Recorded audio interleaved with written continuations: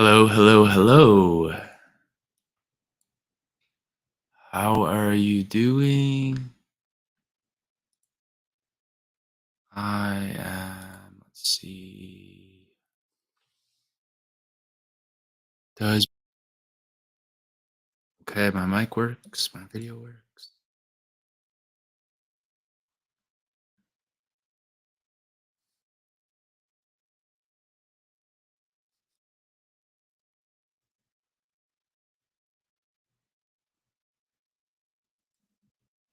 Okay, welcome everyone. So I just did a 90-minute long live stream and figured out how everything works. I felt comfortable enough to try and start a new stream. Yes, let's see. And just talk about a new science paper that I found this week. So let's see. Here is the paper, but I wanted to first change this out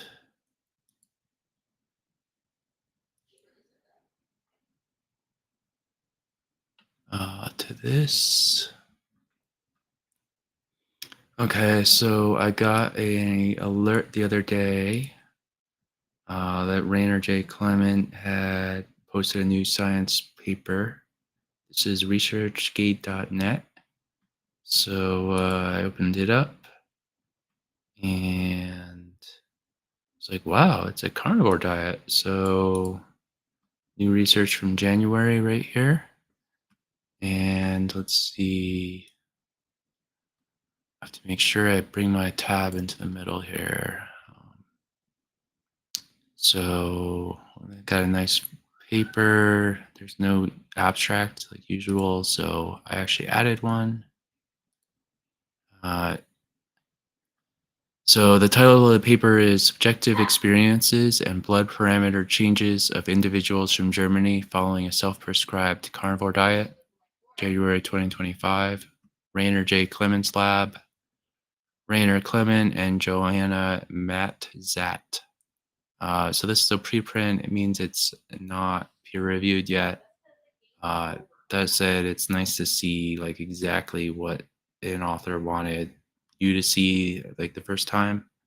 And then like there might be editing and changes, but it's at least good enough to read so far. So let's read the abstract. Background and aims. We have an animal-based or yeah. So we have animal-based or so-called carnivore diets more or less exclude all plant-based foods and gain increasing popularity, mainly among individuals suffering from chronic diseases. The aim of this study was to explore subjective experiences and blood parameter changes of German followers of a carnivore diet. Methods. We conducted a statistical survey using a self-designed questionnaire and requesting blood panels. Inclusion criteria were 1. Consuming a carnivore type diet for at least 1 month. 2. Completion of the self-designed study questionnaire. 3. Provision of 2 sets of metabolic blood parameters from the period before and after adopting a carnivore diet. The survey was complemented by qualitative interviews with 4 subjects on a carnivore diet. Results: 23 individuals participated in the survey. Most of them, 61%, were male, and the median age was 47, with a range of 27 to 62. So like the 30 to 60 kind of upper middle adult age. The majority, 65%, reported at least one clinical diagnosis, and the main reason for switching to a carnivore diet was accordingly health-related. Improved health was also the major motivation to maintain the diet. Prior to the carnivore diet, participants consumed a variety of other diets, of which a ketogenic N equals 6, that means 6 people did a ketogenic diet, and standard diet N equals 7 were most frequently reported.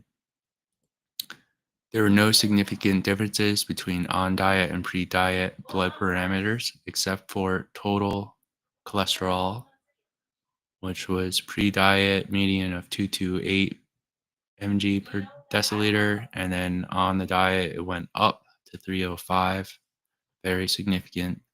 And LDL cholesterol, which is usually known as the bad cholesterol, although I don't necessarily believe that. The pre-diet was 161, and the on-diet is 257, so it went up nearly 100 points. This would cause many people to raise their eyebrows and say this is crazy, but let's go on. So, conclusions: individuals adopting a carnivore diet do this mainly for health related reasons and commonly experience subjective health improvements. There is no adverse impact on blood parameters except for significant elevations of total and LDL cholesterol. This phenomenon and its health implications should be investigated further. Keywords: carnivore diet, cholesterol, hypercholesterolemia, ketogenic diet, and beet. Um, So yeah, I mean, ResearchGate isn't used that much, but it's good for you to know about. You can download the PDF right here. It'll open it up right in your browser. Oh yeah, here's the comment. You can also see the lab. It's like a way to find more research. You can go back, you can find their website and profile and stuff. And you can send direct messages and things. So if you're a scientist out there, you definitely want to be on ResearchGate. Um, Okay, so let's switch sharing to. Oh, well, okay. So if you did download this PDF, right? It would pop up in your browser, and then you'd have this PDF to read. Now, let's say you're a particularly curious person, or you want to remember things, and you're wondering, let's see, how is it that I share or take notes on this and save it for the long term and maybe cite it in the future in my own science? So there's a app called Zotero, and right here is what I would click. This is a local file, so it's not working, but I would normally click this and it would save this science. I would actually do it on this step here. I might do it here, right? And this would save to Zotero. See, ResearchGate has access to this site. So this would be saving to carnivore diet, subjective experiences, and blood parameter. And then in my in my Zotero database, it's updating. You can't see it, but we're going to go there right now and read it. Now, instead of ResearchGate, you would also want to use the actual paper or the DOI link. See 40 downloads. So when you click it here, you can see this is more correct. But this is also a preprint version, so it's still being edited basically. So we're gonna read it anyway. So let's clear these out, and let's say we save this to Zotero and we want to go read it and maybe take some notes and see what's going on there. So I'm gonna switch my screen sharing to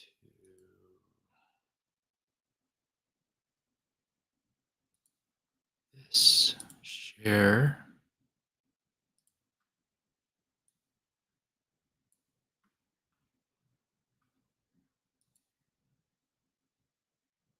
Uh, Unable to share the screen. Okay, let's stop screen sharing. Let's try that again.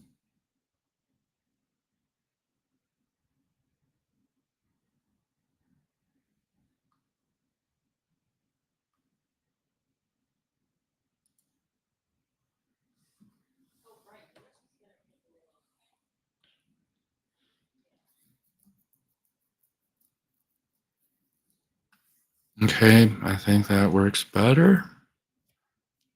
And okay, so welcome. This is Zotero, and this is a application you download for grad school, basically, and you save articles through it through that workflow I just showed you, and you build up a database of 50 or 100 folder files, and then you cite them in your paper.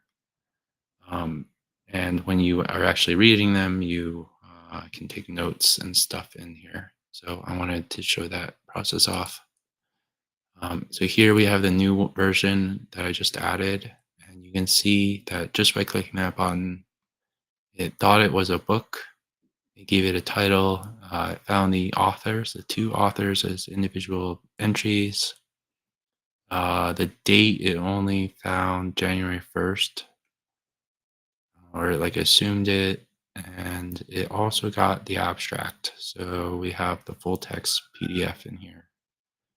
And we can also verify that by clicking this down arrow. And we have the full text PDF here. More info.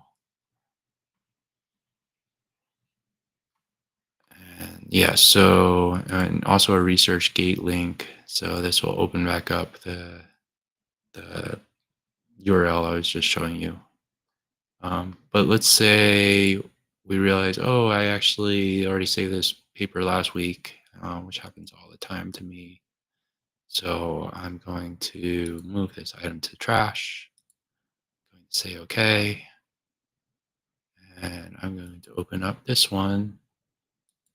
And here I added a note and pasted the abstract that I showed you earlier. So this is a nice way to see it, but you can also see in here, there's an abstract, but it's all kind of crunched together. So then we have the full text PDF link. And if I double click it, it would open up this PDF. So let's read this together, and well, actually, I did. Oh, no. Yeah, let's just read this together. Getting myself confused here. So, subjective experiences and blood parameter changes of individuals from Germany following a self-prescribed carnivore diet. Rainer Johannes Clement and Johanna Sophie Metzat. And this is from Schweinfurt, Germany and Hamburg, Germany. And you can email Dr. Rainer Clement at this email. I've connected it with him, I think, in DMs, and he's a nice guy. So willing to talk about things there.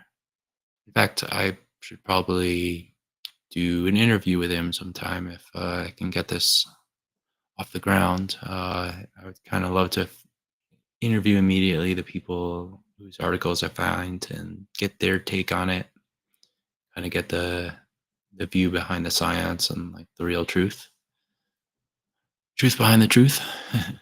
So let's read the abstract. Actually, we have read the abstract. We know it already. We are going to go down. So a good point of note is that this seems to be originally written in German. So it might have been translated over, or that was written into German. But we should expect some English English grammar issues and misspellings. And since it's a preprint, we could actually look for them and help the author find them. We can send him a comment of issues he could fix. So in early 1928, Arctic explorers Valdemar Stephenson and Karsten Andersen started a medically supervised 1 year long exclusive meat diet in order to prove that such a diet consisting of muscle and organ meats, fat and bone marrow, it's safe. That is a tough sentence. This needs to be fixed. Proof. error message. Um, the safety of this diet was indeed confirmed in several medical reports published by Tolstoy, Lieb, and McClellan.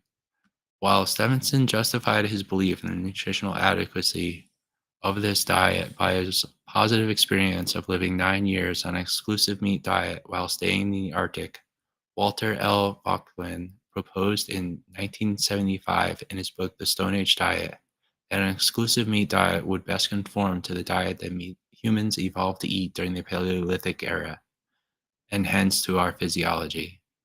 More recent data on human physiology and genetics, archaeology, paleontology, and zoology indeed provide evidence that at least since the occurrence of Homo erectus and lasting for many hundred thousands of years, humans had occupied the highest carnivorous position in the food chain.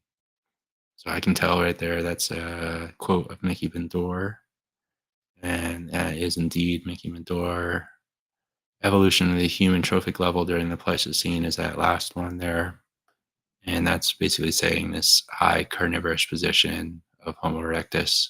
Basically, 2 million years ago, um, humans were apex carnivores, hunting large animals in Africa, large fatty animals, and becoming more or less like able to hunt the largest animals like elephants. We're kind of unsure of how early that started, but uh, it's definitely in our history. So, in an evolutionary perspective, justifying the adoption of diets based exclusively or almost exclusively on animal products, including meat, organs, and dairy, is also expressed in more recent popular books such as The Carnivore Diet by Dr. Sean Baker or The Carnivore Code by Dr. Paul Saladino. Other popular proponents of these so-called carnivore or zero-carb diets include the Canadian psychologist Dr. Jordan Peterson and his daughter Michaela Peterson, who adopted a carnivore diet in 2017 due to severe autoimmune systems and now runs the website The Lion Diet.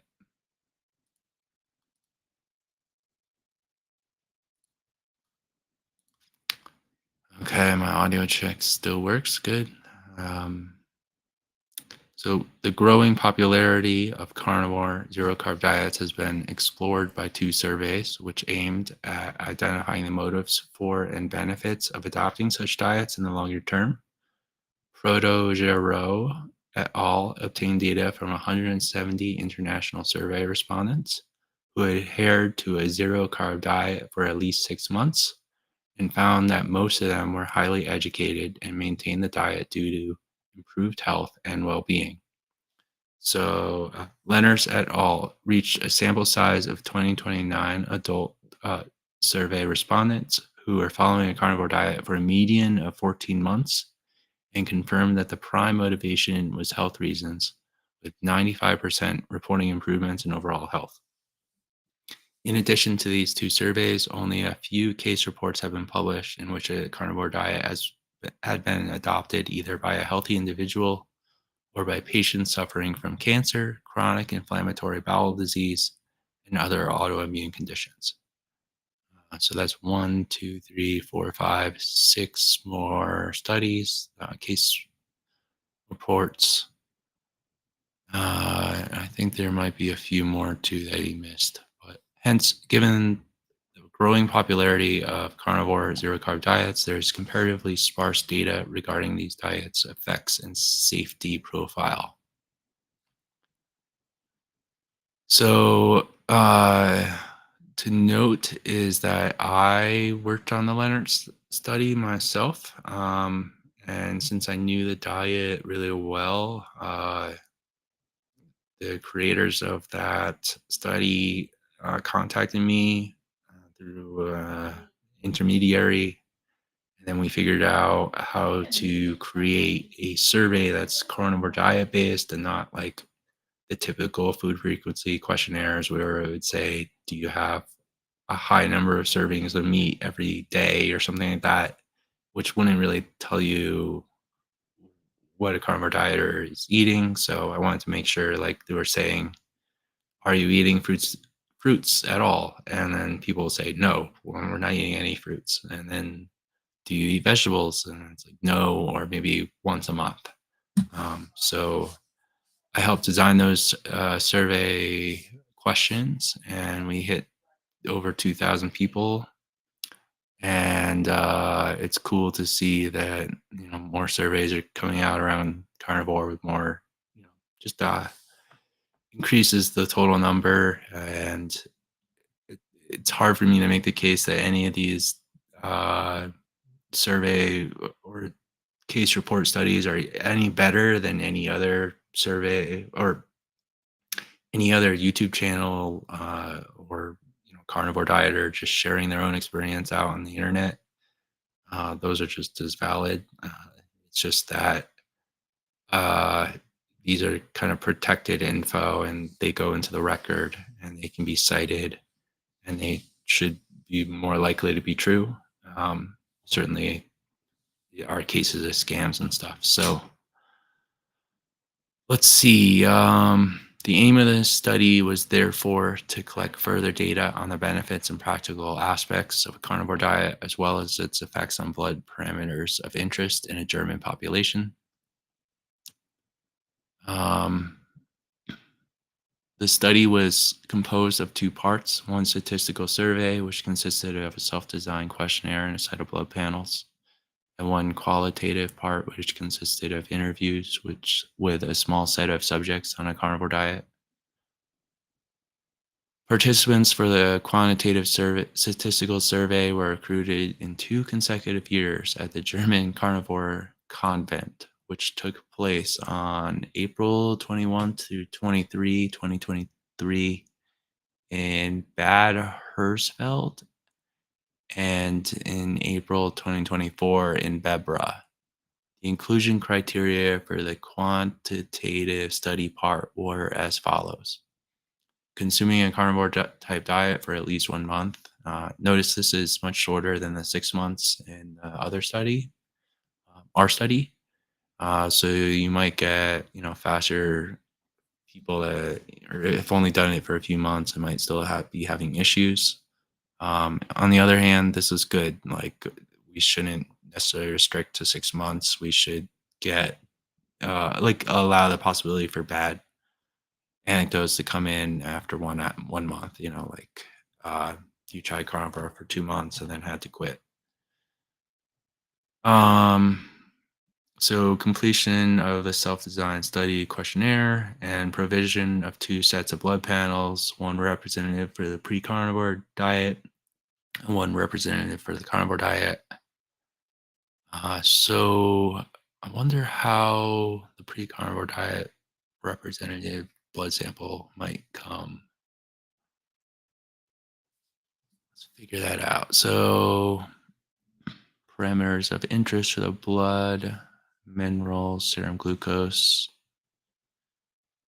lipids, liver enzymes, kidney function, thyroid stimulating hormones, CRP.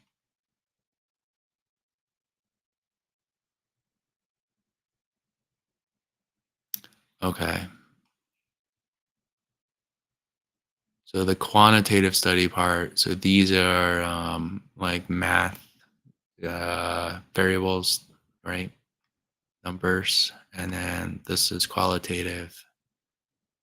And this is like talking through an interview, one interviewee.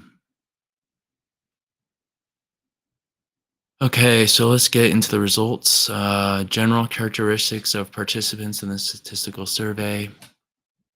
23 individuals volunteered to participate in the survey and to provide pre and post carnivore diet blood parameters. Their basic characteristics are given in Table 1. Most participants were male and the median age was 47. 15 participants reported at least one clinical diagnosis. Accordingly, the main reason for switching to a carnivore diet was health related, as shown in Figure 1. Prior to the carnivore diet, participants consumed a variety of other diets, of which a ketogenic and standard diet were most frequently reported. So 23 people, 70% of those people were doing it for health, 17% for curiosity, allergies and ethics, and other, for the few stragglers. We have a median age of 47, so kind of the time when people are realizing they have chronic diseases. Uh, no one's like really in college or 22 or 18 or that young, so kind of have time to get to that point.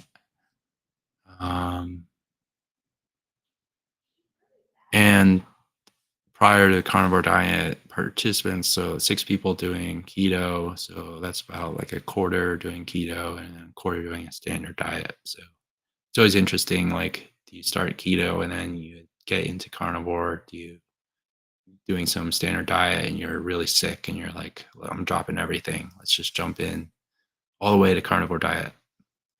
um okay, so another fun thing, you'll see this etched out thing on Zotero.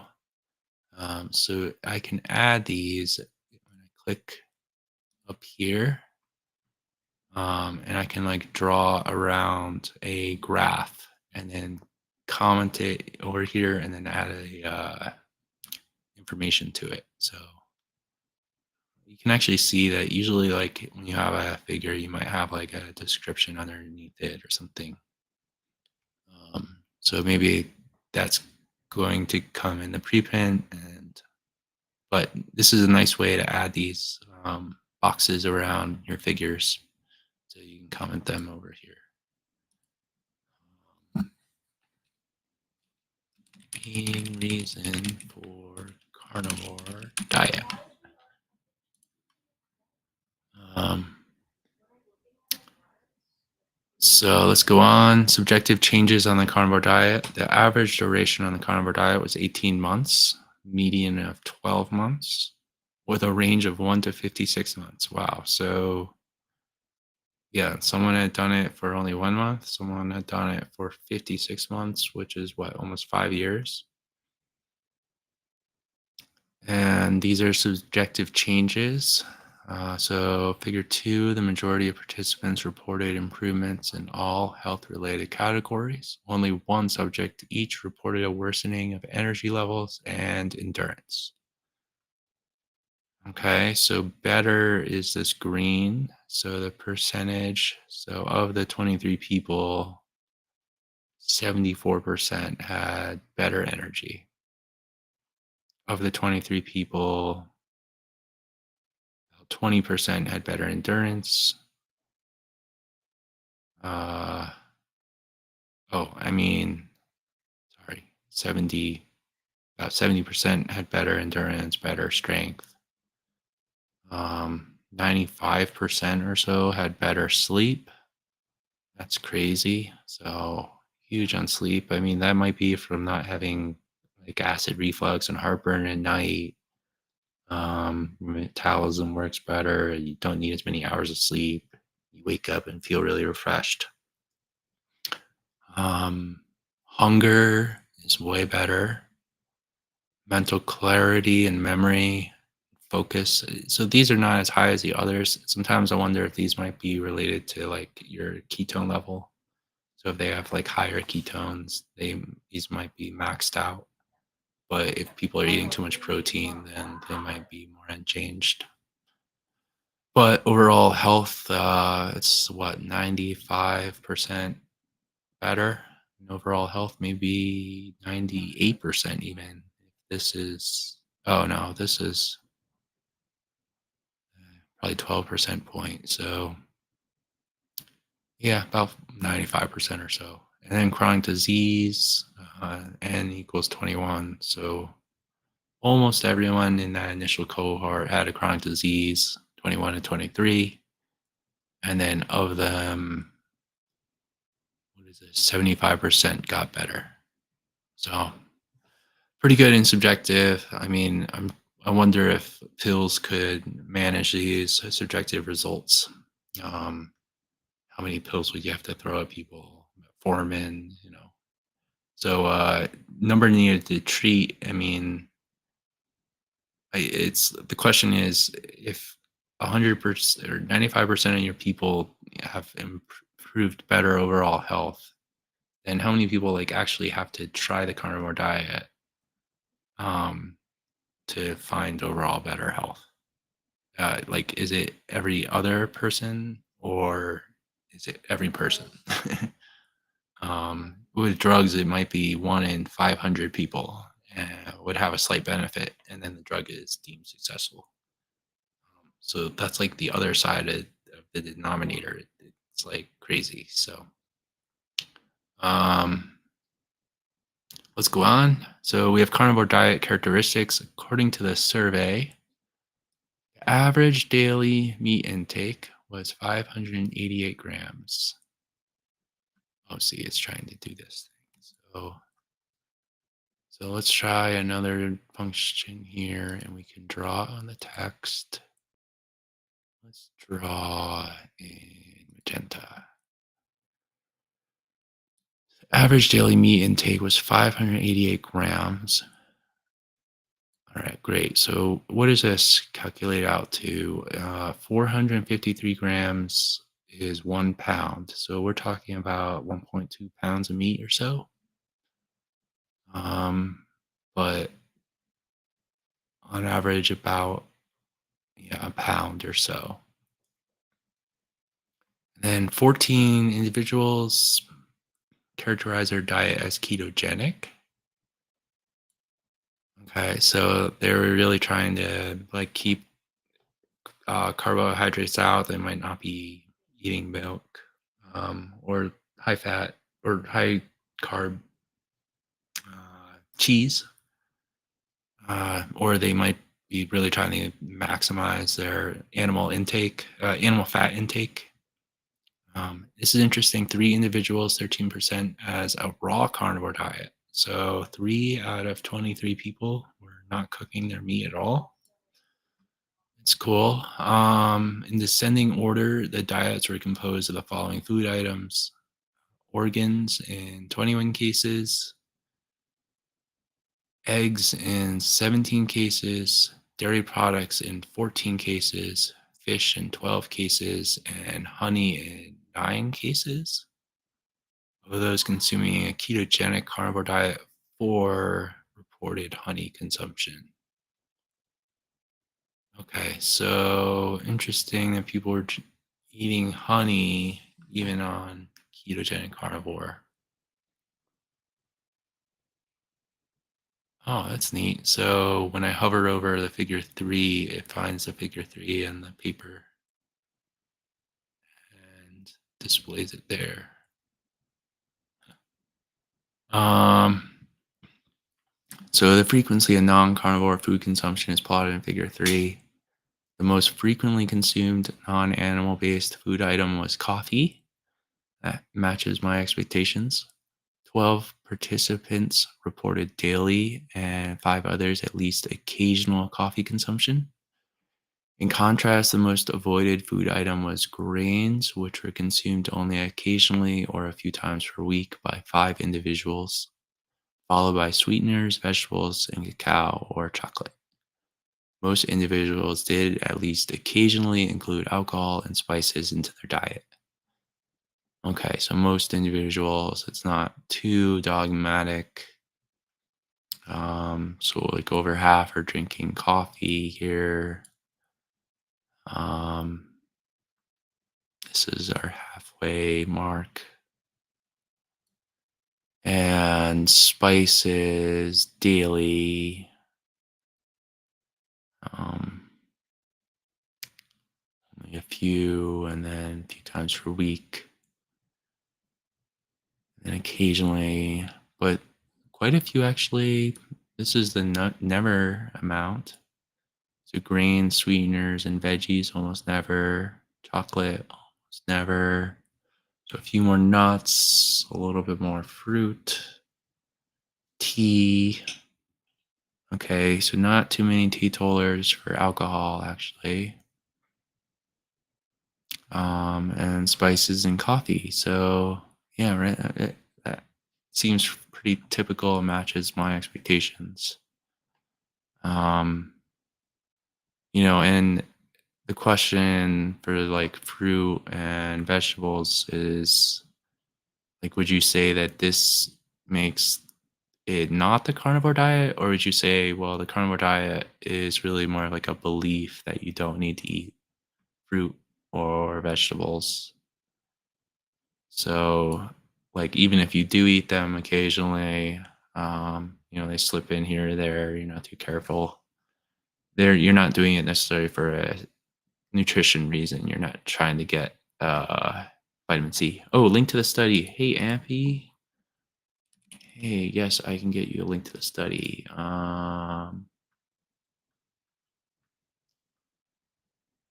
Yes, it is over here. Where did it go?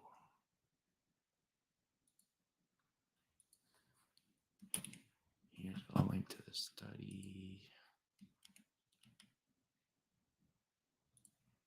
And we also have this one.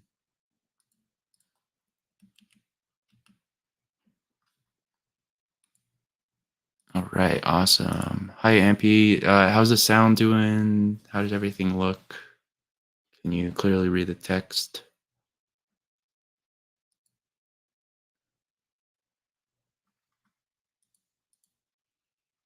Okay, I pinned that link. Thank you for all the work you're doing. I see you all the time on Reddit. That is true. I am a big Redditor. Um, Let me see. How do I?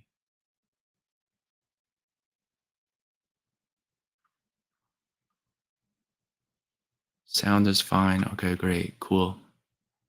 Yeah, I did a 90-minute video earlier, and I did another 25-minute one last week.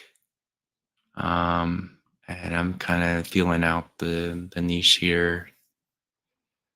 I went up only 10 subscribers or so in a week, so trying to get my bearings and figure everything out. I'll probably get a pro version of Restream here and eventually think about buying a new computer. But yeah, so let's see. We're gonna go back to Zotero and finish this paper. So frequency of consumption of non-carnivore food items. That's done.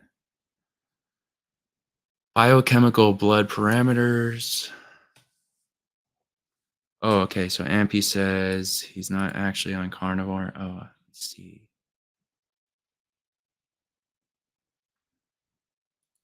So I'm not actually on carnivore right now. I was on it for 2 months and felt great. That's good. Yeah, I mean, honestly, I'm not really saying everyone needs to be on it. I'm not on it right now. Um, I'm a dad, so it's a little tough to cook. Yeah, he says I'm still not convinced 100% it is the proper human diet, but it definitely is an interesting hypothesis. Well, great to have you here. That's exactly the skeptical attitude I want to encourage. And like, yeah, I mean, there we should expect certain issues. We should expect that we need to add the Gavi well planned, just like vegans do. Adequate nutrition, nutritionally dense. There might be issues like omega fatty acids. We might not be able to eat too much pork or chicken. Could be long-term issues all around. Maybe scurvy here and there if people are not eating raw enough meat, or like raw rare enough meat. But yeah, thanks for being here, Ampy. Yeah, I wish to see more studies about it in the future for sure. Yeah, me too. um I'd love to be given a few $1 million and do a study on 500 people trying this diet and various permutations. Let's put 100 people on an all fish diet and 100 people on an all beef diet, all grass fed beef diet, and another 200 people on an all grain fed beef diet. And then we'll torture people to all bacon diet. And we'd expect the all bacon diet to actually do the worst because it has a high linoleic acid content. Oh, nice. We got Daniel Fisher saying carnivore changed my life. Awesome. Um, how do I get? Oh, here's the chat. Okay. Okay. Here we go. Carnivore changed my life. Awesome. And here's that other one for posterity. Ampy says I'm still not convinced 100% it's the proper diet. And I wish to see more studies about it in the future for sure. Ampy says, can you tell us more? Awesome, awesome, awesome. Okay, let's keep going through this, and you guys can talk about in the chat about your diet history. So let's see, biochemical blood parameters. The results of the laboratory blood analyses are shown in Table 2. On diet, blood parameters were obtained after a median of 12 months on the carnivore diet. Wow, again, that range of 1 to 54 months. So I wonder if that's a typo because we had 56 months. Were you being careful for the median length of the diet? Yes, range 1 to 56 months. So in science, like that might just like I doubt there was one that did it for 54 and one that did it for 56. Um, uh, but let's see, and displayed no significant differences compared to the pre-diet values except for total and LDL cholesterol. All right, and Daniel is saying his main reason was health for doing the carnivore diet. Well, Daniel, you are in good standing there. If you go back here, we see health is 70% the main reason for the carnivore diet. Holy moly, Daniel Fisher says he has lost 162 pounds. That is really exciting. I've only lost about 25 pounds max in my life at any one time. I can't even imagine. In fact, I weigh less than 162 now. So you lost an entire Travis, Daniel. um, all right, so let's keep going on this. Wow, Daniel Fisher says he fixed at least 27 health problems. Incredible.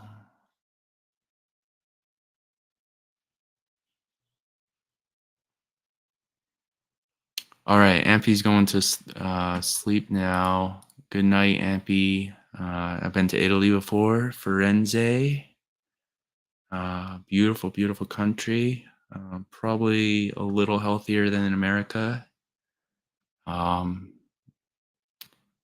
Probably the summer is as brutally hot as here in Utah. I live in Utah in the West mountains in the U.S. But thank you for hopping by. You can watch it later. And also, I have another 90-minute video I just published that you can watch. Another mix of random science and stuff. Oh, wow. All right. MP says, keep up the good work. Thank you so much. And Daniel Fisher says, I am no longer diabetic. I cured myself of COPD. I'm off 14 medications. And he fixed at least 27 health problems. So COPD is like smoking. Like it's, yeah, okay. Daniel doesn't have good correction. Well, thanks for saying hi nonetheless. Can watch the whole video later. Yeah, Firenze is nice. I'm from Bologna. I don't even know how to say that correctly. Bologna? Bologna? um, yeah, I drove. Let's see, I went to Italy at the end of a Euro trip and drove from France down along the coast to Firenze, which is uh man, what's the English version of that? Yeah, let's get back to the paper. It's just exciting to have some people in the chat. All right. So, are we worried about these biochemical blood parameters? That's what the question is in my mind. So, there were four subjects who initially had total cholesterol concentrations greater than 300 mg per dl, and they made a separate table just for them. Okay, we'll find that in a bit. Although cholesterol levels were already high initially, they increased further after switching to the carnivore diet. Without considering cholesterol levels, pre-diet blood parameters were out of the reference range in 60 of 253 cases, while this was reduced to 44 of 253 cases during the diet. Okay, that's an interesting way to do it. So let's see, they have these blood parameters. Um, okay, and we have the total amounts. So N equals 17 for total cholesterol. And okay, so like four people are missing their LDLC. Well, I lost a whole U.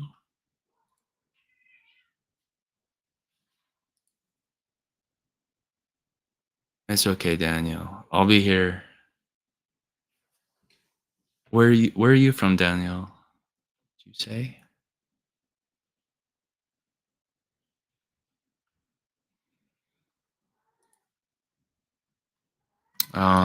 So yeah, so the total cholesterol went up like this. The LDLC went up. That's average. Oh yeah, here's a typo. This is HDHC. It should be HDLC. And it went up a little bit. And then triglycerides went down a little bit.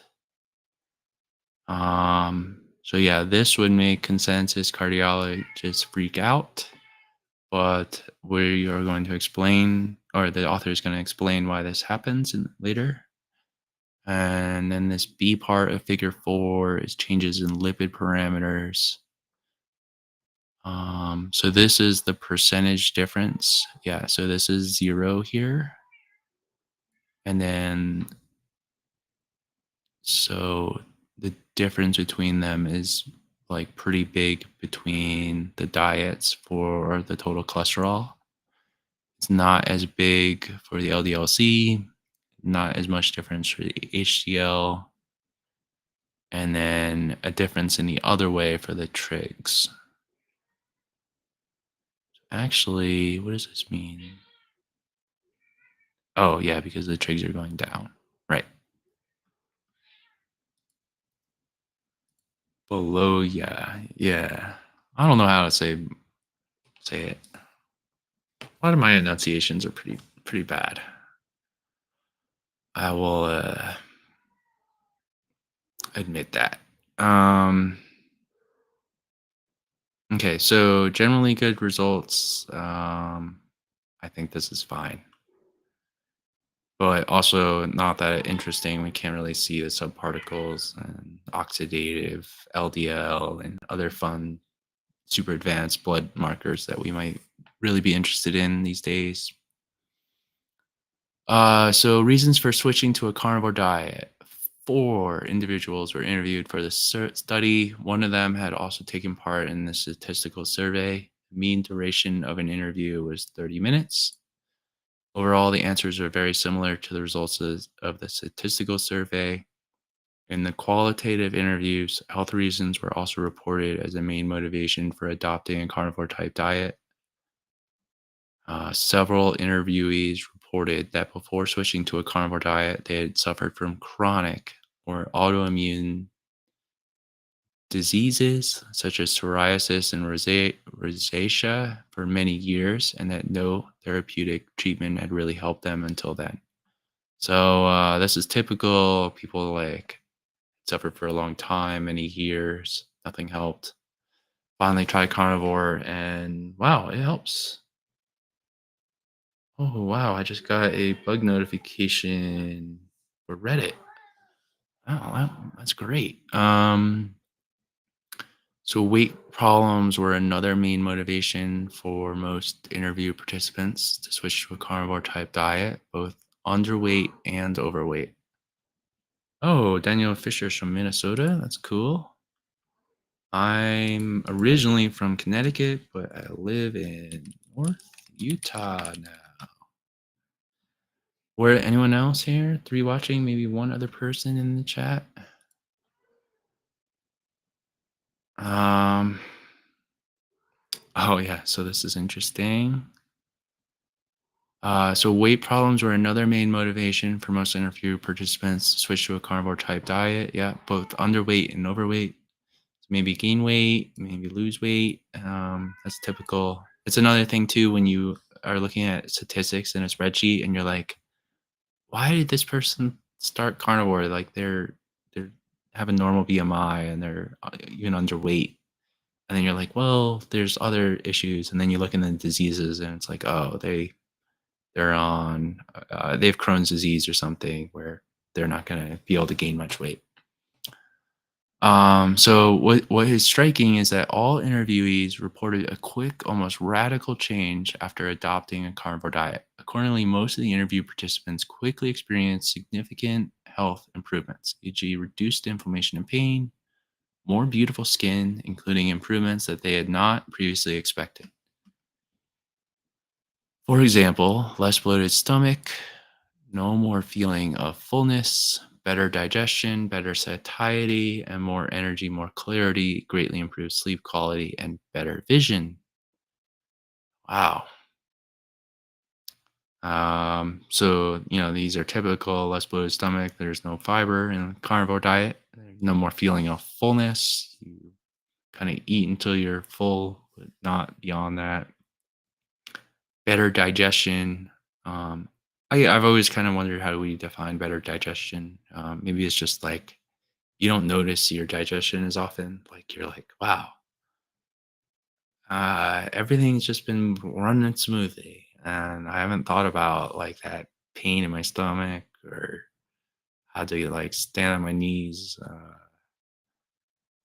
kind of deal with some bloated feeling or something. So better satiety, like you're not as hungry and you have more energy. That could be from keto. More clarity, again, ketones in your brain, freeing you up from with more energy, greatly improved sleep quality and better vision. So another motivation mentioned by some interviewees is the desire to live in a closer connection to nature and therefore to eat more naturally again, i.e., to integrate more real food into one's own diet. Thereby, these interviewees also acknowledge that humans were mainly meat eaters during a significant period of their evolutionary history. Table 3 provides some quotes from our interviewees as representative examples for common themes identified from the interviews. All right, so we'll read those later. Let's get through the discussion now. We've been going for 53 minutes. I guess I love talking, but let's read the discussion here. The study aimed to increase the knowledge about reasons why people choose to switch to a carnivore diet and what some of the physiological effects are when doing so.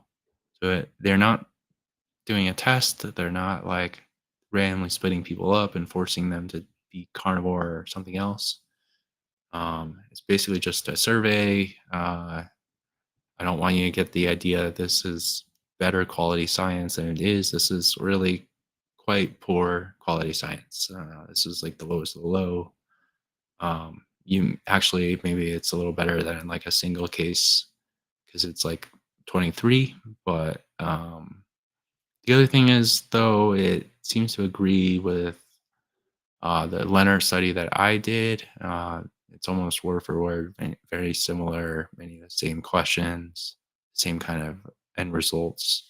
So in that case, it's um, confirming like the old science, which is just that if you do a survey study of carnivores who are basically connected to social media and would find the study, they will generally report improved health. Now, the question is if you threw the carnivore diet at 100 random people in the street, how many of them would survive on it past 3 months, you know? And how much help would they need and what diseases would be fixed, but also what problems would be, suddenly they might have. And so we don't, those people might not end up in this type of study, and we wouldn't understand why they didn't end up staying on the carnivore diet. And maybe we need to learn interesting uh, information from that. Maybe they're doing it wrong, classic phrase, or they're doing it right and just didn't like the changes for whatever reason, or the social issues. So the study was motivated by the increasing popularity of carnivore and animal-based diets, in particular among people with chronic diseases. And a previous study from the US by Leonard et al. 15, which produced interesting data about the motivation. So this is the behavioral characteristics and self-reported health status among 2029 adults consuming a carnivore diet. This is very similar even in the title. All right, Daniel, thanks so much for being here. Um, you are one of the first people to watch my lives, and I appreciate it. Um, Join up again, and maybe I'll make you a mod. Uh, but have a good day. Good luck in your journey. Keep telling people about your amazing results, and I wish the best for you. And yeah, I'll return back here.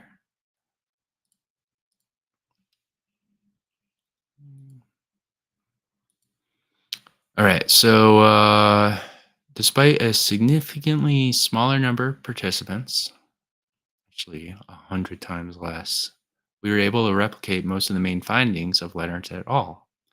Firstly, the main reason why people adopted a carnivore diet were health related. Secondly, all health related aspects of quality of life improved in more than 50% of participants after they had switched to a carnivore diet with specific proportions similar to those reported by Leonard's, e.g., overall health 96% versus 95%, chronic disease 76% versus 69%, mental clarity, hunger, food, endurance. So, very good numbers here. Thirdly, similar to the population study by Leonard's, total LDL and HDL cholesterol increased markedly on the carnivore diet compared to the pre-diet values, although we could not replicate the concurrent significant drop in triglycerides, HbA1c, and CRP concentrations reported by Leonard et al., possibly due to our small sample size. So yeah, this is probably true. Leonard's paper probably had like sicker diabetics with higher HbA1cs.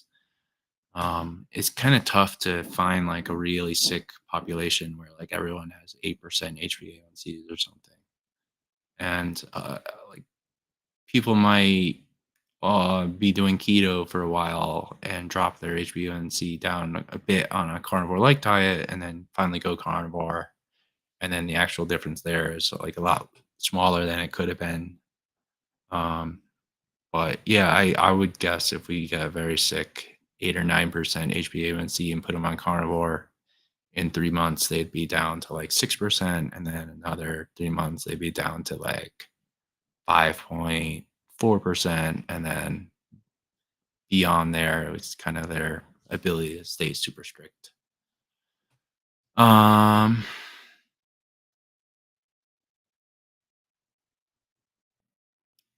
So we also found that all other parameters besides cholesterol values tended to become more aligned to their reference ranges during the carnivore diet compared to pre-diet values. Okay. P 0.05. So this is not significant, but all right. So the health improvements experienced by the majority of participants are in line with previous studies and require an explanation. Interesting. We propose three main mechanisms. One is that consumption of a carnivore diet supports a state of nutritional ketosis, i.e., enhanced production of ketone bodies, and ketosis can exert pleiotropic health benefits mediated by the action of ketone bodies, both as an energetic substrate and signaling molecules. So this is great. I would agree with this. You can see these citations here. Pleiotropic effects of nutritional ketosis for keto adaptation as a breast cancer therapy from 2017.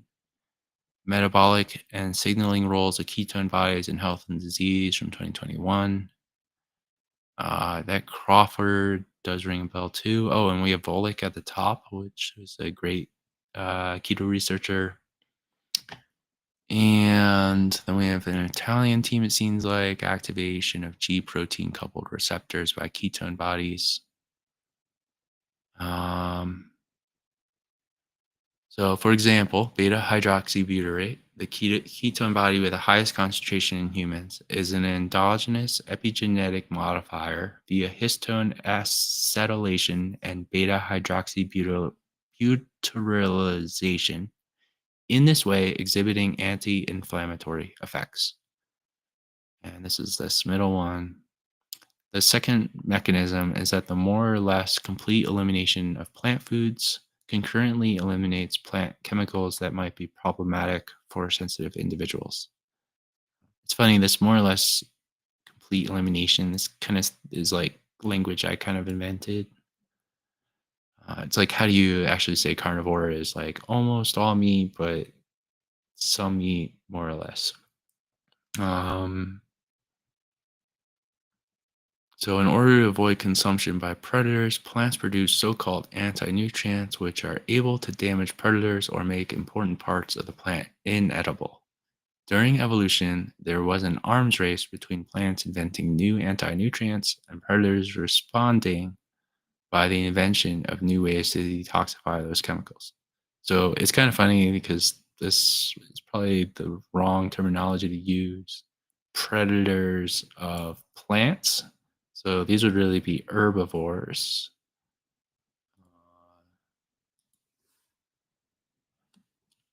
Should be herbivores. Now you can also see every highlight and text thing I've done has gone into a note over on the side of Zotero over here.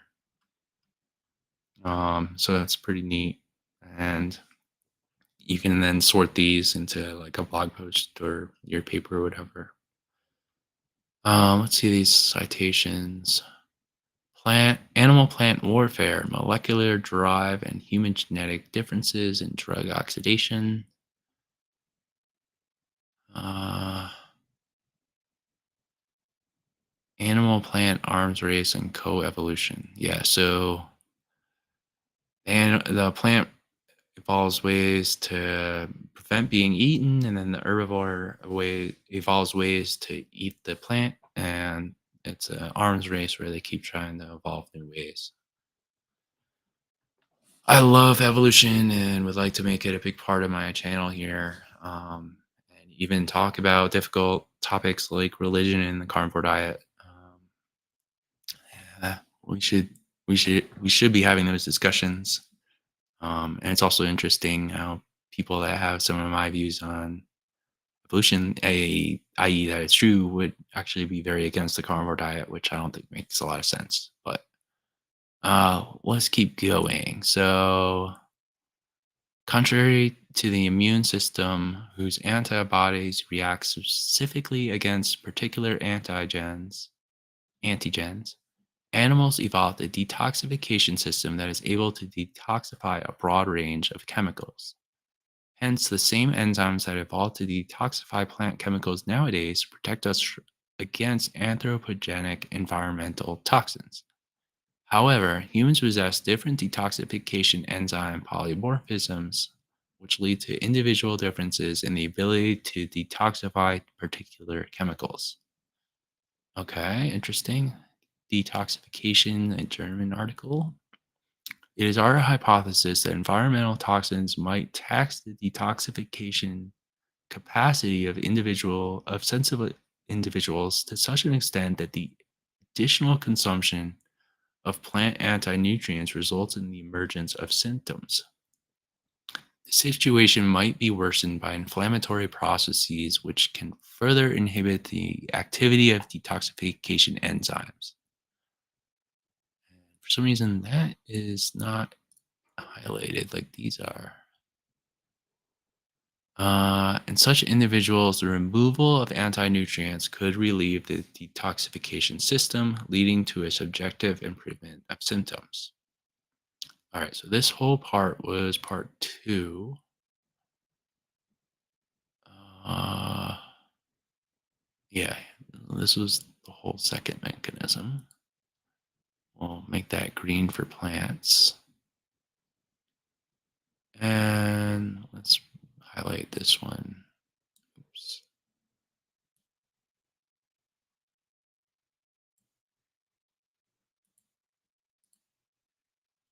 Oh no. Don't know why that happens.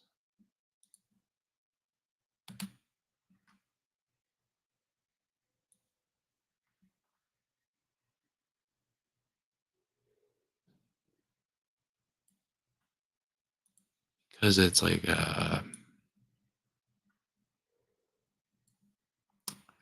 preprint. It's not always like the middle pages work.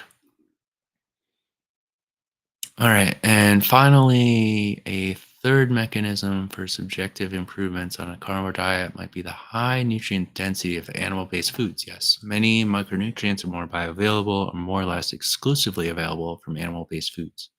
Examples are choline, vitamin B4, certain fatty acids, arachidonic, icosa, pentanoic, eic. This is might be wrong actually. Kind of makes sense. Pentaeic, docosahexaeic, and conjugated linoleic acid. So this is omega 6 animal based. This is EPA, and this is DHA, and then this is CLA. Taurine, carnosine, creatine, coenzyme Q10, and the vitamins A, B12, and D3. Consumption of an animal based diet might therefore lead to rapid subjective improvements, especially in individuals who formerly consumed a vegan diet, as was testified by some of our interviewees. So, this is like a vegan to carnivore kind of argument, might be really beneficial with high quality, nutrient dense foods. So we found strong evidence that a carnivore diet increases total LDL and HDL cholesterol levels. Data from randomized controlled trials indicate that carbohydrate restriction to less than 40% energy intake typically lowers triglyceride and elevates HDL cholesterol concentrations, while the effect on LDL cholesterol concentrations is more variable. Okay, so lowers trigs and elevates HDL, LDL is variable. However, if the randomized trials are restricted to normal weight adults under severe carbohydrate restriction of less than 10% energy intake, aka basically a keto diet, which is more representative of our study population, the typical result is a significant elevation of both LDL and total cholesterol levels. So, normal weight adults on a keto diet is this. Seems like a Korean study. Effects of very low carbohydrate ketogenic diets on lipid profiles and normal weight body mass index. Adults, a meta-analysis. Okay. Um, so the randomized trials in this study, normal weight people are known to increase LDL a lot. So this is consistent with significant elevations total and LDL cholesterol levels reported by previous case studies. Maybe comma here. Studies of normal lipidemic and normal weight, healthy as well as epileptic adults after a few weeks to a few months on a ketogenic diet. Okay, so basically we know LDL is going to go up. Question is, do we care? Studies in athletes reported either increased or unchanged total and LDL cholesterol concentrations after high fat, partly ketogenic diets of various duration. The research group of Nicholas G. Norris, David Feldman, and Adrian Soto Mota conducted a meta-analysis of randomized trials and showed that the propensity for elevations in total and LDL cholesterol concentrations increases as the BMI of individuals undertaking a low carbohydrate diet decreases. Okay, so I mean, we know this already. Increased low density lipoprotein, cholesterol on a low carb diet in adults with normal BMI. So basically, if you're skinny, you have a higher LDL. Weird.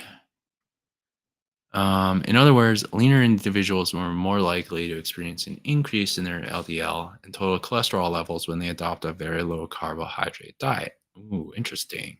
So, this meta analysis confirmed prior findings from the same group, which had conducted an online survey of 548 adults consuming a low carb diet, both lower BMI and a smaller trig to HDL ratio, which is a marker of good metabolic health, was associated with a greater increase of LDL cholesterol levels.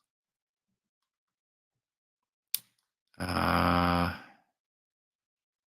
yeah, elevated LDL cholesterol with a carbohydrate restricted diet, evidence for a lean mass hyperresponder phenotype. Back in 2022, a subset of individuals with LDL cholesterol greater than 200 mg per DL, HDL cholesterol, and trigs. HDL cholesterol greater than or equal to 80 mg DL and trigs less than 70 was defined as having a lean mass hyperresponder phenotype, with some individuals exhibiting LDL levels above 500 mg/dl.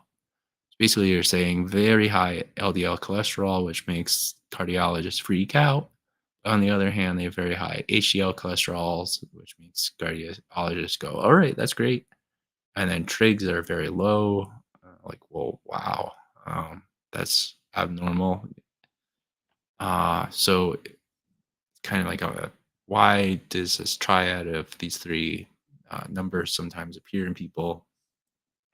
So Norwitz et al. Went on to offer a theory, the lipid energy model, according to which individuals on low carb diets respond to low insulin levels and decreased liver glycogen by increased release of non-esterified fatty acids from adipose tissue, which serve as a fuel for oxidative tissues such as skeletal muscle. Yes. So this is the lipid energy model. Great, from 2022.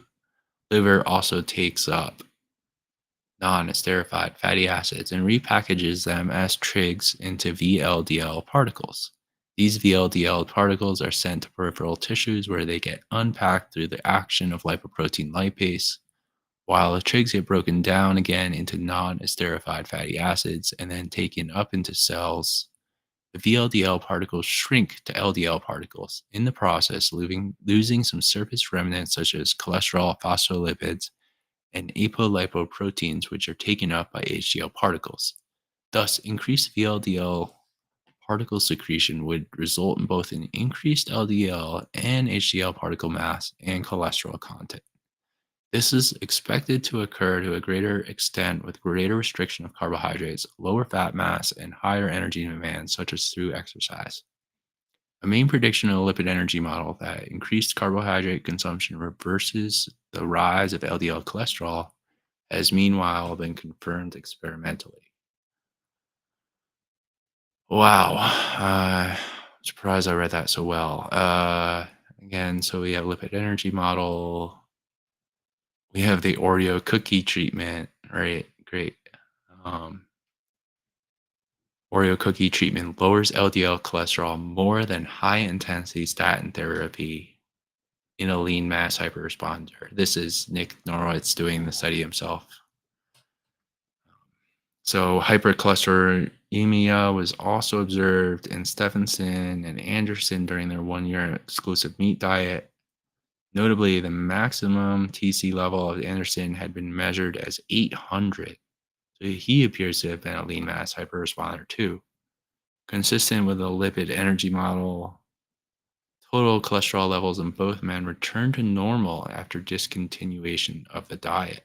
Okay, that's interesting. So you actually need to be eating zero carbs and very high fat to have this high LDL. So maybe the high LDL is because of the characteristics of the diet and not necessarily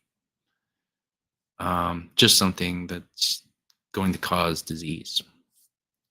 So the lipid energy model also explains our data. There's a significant increase in LDL in total and to a lesser extent HDL cholesterol in this non-obese population after adopting a carnivore diet. Two individuals also classified as LMHRs, having LDL and HDL cholesterol levels greater than 280, respectively, with concurrently low trig levels below 70. Their BMIs were 21 and 19, respectively, and they exercise for 1 to 2 and 7 to 9 hours per week. ID 14 and 19 in Table 1. The health implications of the increased cholesterol levels in our cohort and the two lean mass hyperresponders in particular are currently the subject of scientific debate. And recently, a study compared 80 lean mass hyperresponders who had followed a low carb diet for 5 years and displayed total and LDL cholesterol levels of 369 and 272, respectively, with 80 MASH individuals from the Miami Heart study who had total and LDL chol of 205 and 123. So way more cholesterol and LDL cholesterol in these 5-year low carb dieters. But the median coronary artery calcium scores were 0 in the low carb and 1 in the Miami Heart Study group.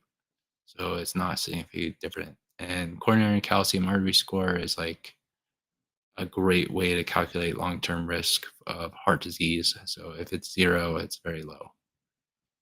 In addition, no significant association between LDL cholesterol and coronary artery calcium scores was found. While the study implies that, at least in the short term, atherosclerotic risk may not necessarily be elevated when lean mass hyperresponders consume a low carb diet, further research is necessary to clarify the potential risks associated with this phenotype in this context. Essentially, this LMHR is like a unique way to say, well, like you would expect these people to have crazy amounts of heart disease because they have such a high LDL-C, which fits the current consensus hypothesis that high LDL-C causes heart disease. But in actuality, like if these people have such high LDLs, like why aren't they having heart disease right away? We should be able to notice even in the short term, like increasing heart disease, like in real time, even, because these people are basically big idiots that can't eat right and should eat a low saturated fat diet and a little bit of meat a week and, blah, blah, blah, blah, blah. But so this bucks the trend. This is also a very recent study, too. So it's good to see that they're being read and cited right away. So our study has several limitations that might bias our results or decrease their external validity. Firstly, we only had a small sample size, that n equals 23, which could have hampered our ability to detect less pronounced blood parameter changes. Yes, agreed. However, despite the small sample size, we were able to qualitatively reproduce many results obtained in a much larger study by Leonard et al. And to detect significant blood parameter changes in cholesterol levels. Like it would be pretty interesting if someone did a carnivore study and found people had done it for months and found really poor health from that. But it seems like we're matching the original study results. It also makes you wonder, oh, well, Leonard only had 2,000 volts. Like I would only trust a study like that if it had 20,000 volts. Like, well, if we multiplied it by 10, would it really even change like the percentages of people that got better or not? Might not. I think we could do a bigger study and have no restriction on like the 6 months requirement and then get more negative results and then understand every reason why people quit the diet. And then even kind of like, the carnivore diet's been popular for like 8 years now. Not everyone will do it for all 8 of those years, like a Sean Baker type. They might do it for 3 months or 6 months or here and there every 5 months or whatever. So maybe they have a different way to report the results. say like they feel the best on carnivore, but they might go off it during the holiday season or go hog wild during July 4th or something. So uh yeah, so secondly, the duration of the diets and time point at which participants reported their data varied widely, which might bias the pre-diet versus on-diet comparisons and decrease the external validity of our results. Thirdly, most data were self-reported, which means it could not be verified by an external examiner, such as physicians. Basically, people can lie. Self-reports just aren't like very reliable. It's hard to trust them. On and on and on. However, we could at least confirm many of the self-reported subjective changes by direct interviews with 4 individuals. The other thing is like they met these people at like their carnivore meetups, so like people are going to be there, and then they're going to, oh, you're doing a science study, yeah, let's do that. We'll help you out. Um, but so it's maybe more about bias from that study than it is about um, this validity. Oh, or the self-reported nature of it. Some ways it's almost better because like they're really curious about their body and take good data and they want to be accurate. So you could argue either way. However, we could at least confirm, yep, these 4 individuals. Furthermore, contrary to the study by Leonard, the blood parameters of our participants were not self-reported, but taken from scanned documents coming from certified medical labs. That's good. I'm not sure about our self-reported blood. Yeah, I guess we had a form in the Leonard study where you'd copy your results into it, and that meant that we didn't have to do that process manually. But it does introduce human error issues where someone could add an extra zero, and it might not be clear to us that they made a mistake. Um, Fourthly, as also pointed out by Kieran, so yeah, these guys published like a study against the original carnivore study limitations of self-reported health status, etc. Our study subjects might belong to a very specific group of people that is differentiated from the general population by a multitude of health behaviors, by which only a small subset was included in our survey. This also makes generalized inferences from the study more difficult. Okay, and a little wrap up. Despite these limitations, our data are useful as they provide the very first broad characterizations of the health status, motivation, and behavior of German individuals following a carnivore diet. Given the growing popularity of carnivore or animal based diets, future studies, including interventional trials, should be undertaken to further investigate the metabolic and subjective changes that occur when individuals adopt such diets. Lastly, the health implications of the carnivore diet, especially for individuals who follow this diet for longer periods or who possess a lean mass hyperresponder phenotype, remain to be evaluated. No funding was received. So Rainer Clement follows an animal-based and occasionally ketogenic diet. The fact that he put this in here is like it's so huge. Like you'll never ever see a dietitian posting their diet or a nutrition scientist saying, "Oh, I'm usually vegan and I go to vegan ethical meetings and stuff." So our RJK cooperates with and should receive refunds from Carnivore EU, a supplier of nutritional supplements for consumers of a carnivore diet, and JSM reports no financial or other conflicts of interest related to its work. I think that's fair. I wouldn't expect really any bias there. I do know this doctor. He seems very trustworthy, interesting guy. He's studying like physics too, and um, but the citations in this are great. We have these original 7 from the 1930s. Look at this, 1931, 29. So I have all these studies too in my carnivore diet here. And if you look down at the date here, you can see the 1931 here. So I'm expecting, all these studies to be cited in any carnivore study, but this is one of the first where they're listed in order so nicely. Tolstoy, Lieb, and McClellan. Um, and it's also funny how they call a carnivore diet exclusive meat diet, long continued meat diet,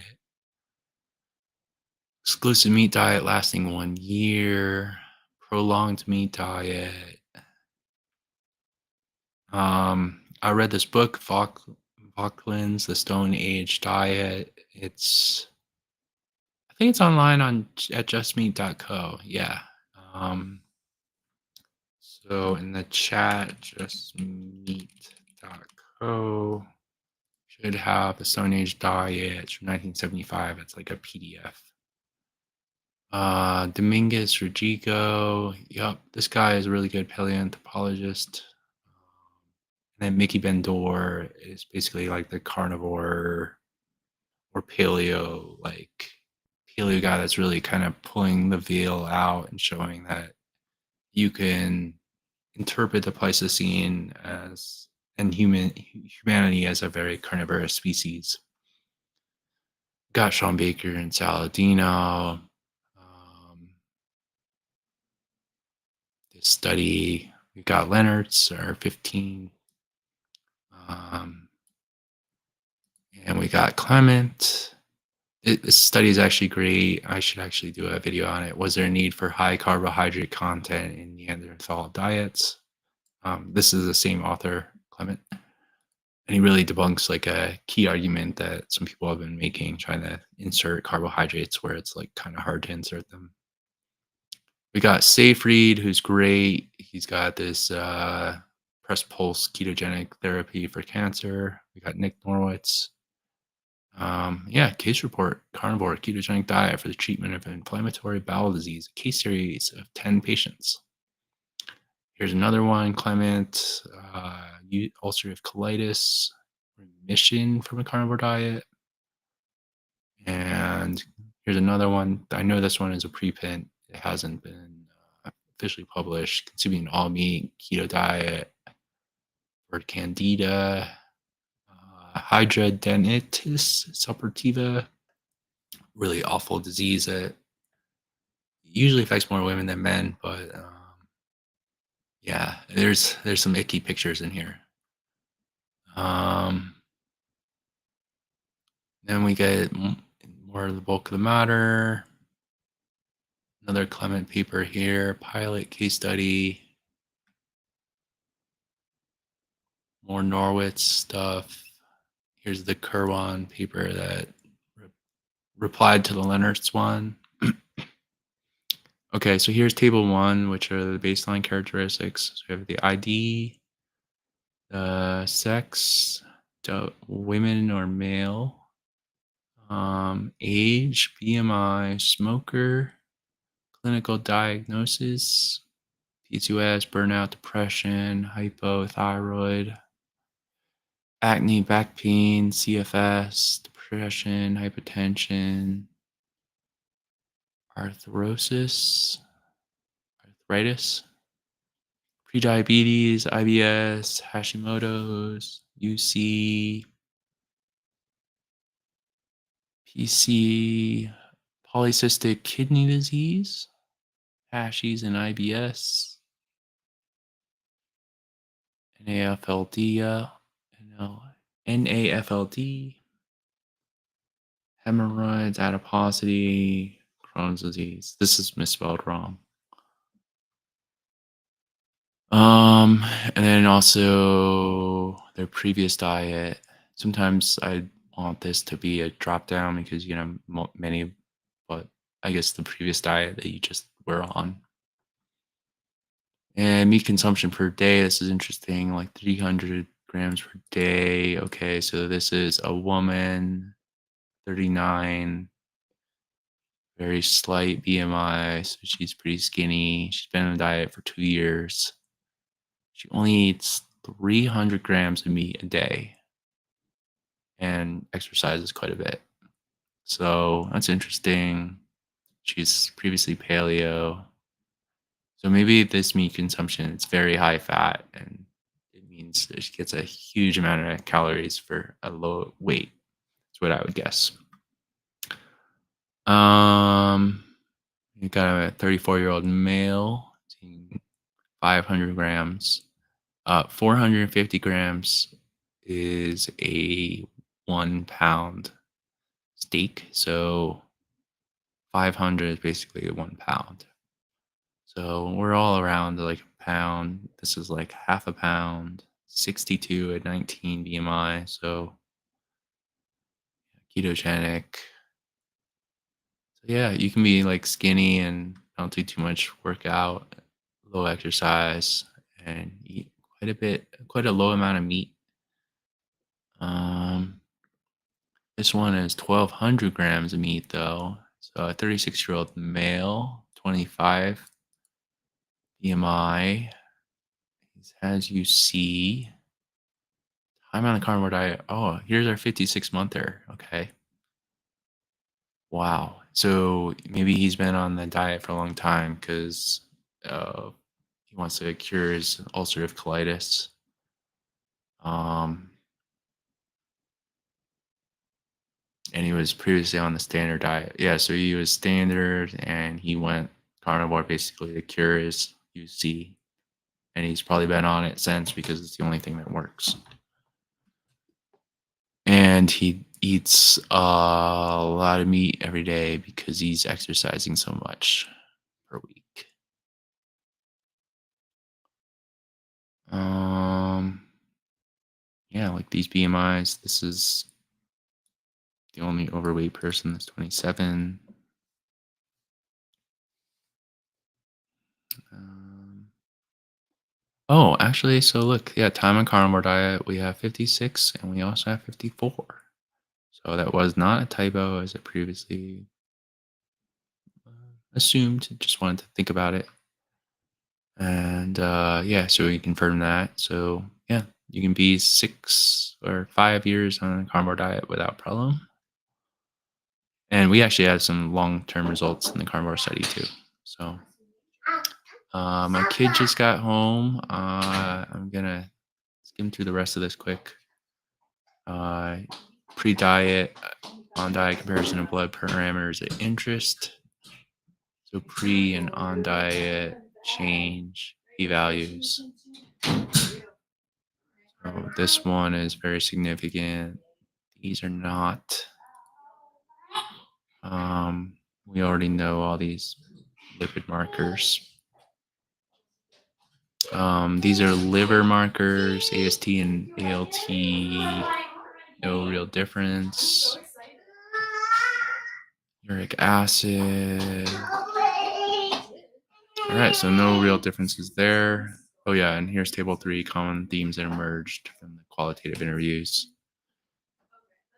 And that was the point where I was caught, this naturalness, where it said, if we all eat a vegan diet now, what will the landscape look like? Then it is a monoculture landscape.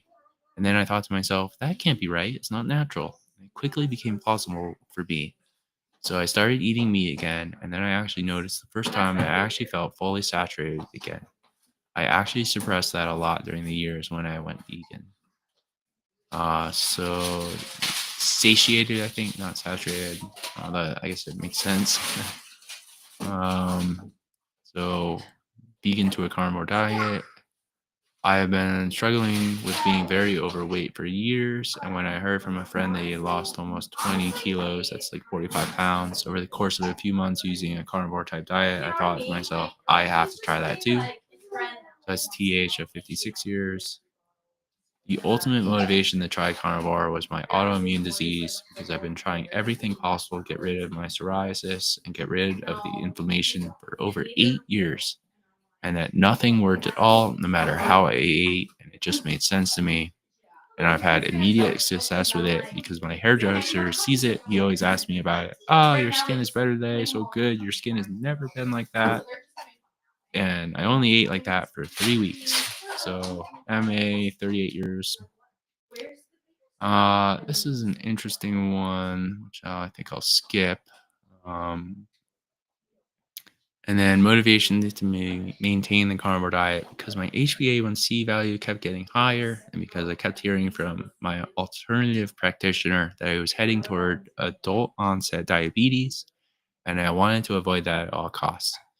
Over the years, it was more and more towards 6.0, and then sometimes even over it. 6.5 is diabetes.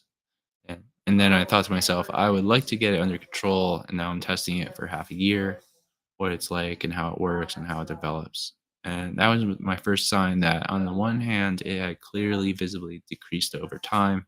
And on the other time, on the other hand, I had problems with my feet, and my foot problem, plantar fasciitis, disappeared within a week when I switched to a carnivore type diet, i.e., by cutting out carbs, and has never come back since. And those are actually the two key experiences, the long term sugar level and the feet that kept me on the diet. LH 45 years. So people diabetic in their 40s and finding carnivore to fix it. So that's it for our study. I gotta go anyway. It's been fun live streaming. I only had 2 people say hi in the comments. If you're in the comments right now, say something quick. Um, the study will be in the description. And yeah, the carnivore diet definitely seems to be working for people. The science is basically showing the same thing. This is not a really high quality, well evidence study. It's just a survey, but it's broadly saying the same things that if you find people that are doing carnivore by themselves, they generally have good health. Um, and yeah, that's it. Uh, so let me know what else you want me to do on the next video. I have many ideas. I've essentially wanted to make videos for years, but then would get bogged down by class and writing a paper and finishing my thesis and stuff. So I give you a peek here. This is my carnivore diet Zotero database. I was thinking of adding remarks in here for the rest of these. And you'll see those 1930 studies in there. But, we can go through other topics. I kind of built out the Zotero library really well. There's almost too many things in here with all these minerals and vitamins and stuff. But a fun thing is, like, this is the carnivore code. These are all the references that I could find in the back of the book. So, in the future when you write a book, why not publish a public Zotero folder with all your references in the book? And then you could say, like, oh, you can go over here and you can open it up and you can see the whole article itself online. So I think that would be really fun. And then we got we could do a whole seed oils discussion, and I think we are going to plan a live soon to talk about seed oils with some of the other doctors and pros, bloggers about it. We have lots of topics I'd love to cover: 4-H&E, acrylamide, the calpain cathepsin, Alzheimer's hypothesis, endocannabinoids, ferroptosis, generally regarded as safe, hair loss, HODE, hydroxyoctadecadienol, I think, MDA, malondialdehyde. Oh, I just noticed my face is covering some of these. So we have MDA, malondialdehyde. The aldehyde is the key bad toxic thing there. We have oxidative stress, peroxidation, some studies that are pro seed oils. Probably could use a lot more, but kind of hard to remember. Sunburn, And then there's TTDDE molecule, which is trans 2,4 decadienol, which is, I guess, in smoke and might, or like cooking fumes, it might cause cancer. Yay, fun. But I also have all these papers, ketogenic diet, keto for all these diseases. Man, it would be fun to really organize all these, have tags. You can see some of the crazy stuff in Zotero that you can add with plugins. What is this? These are all the O'Keefe. Do we have O'Keefe?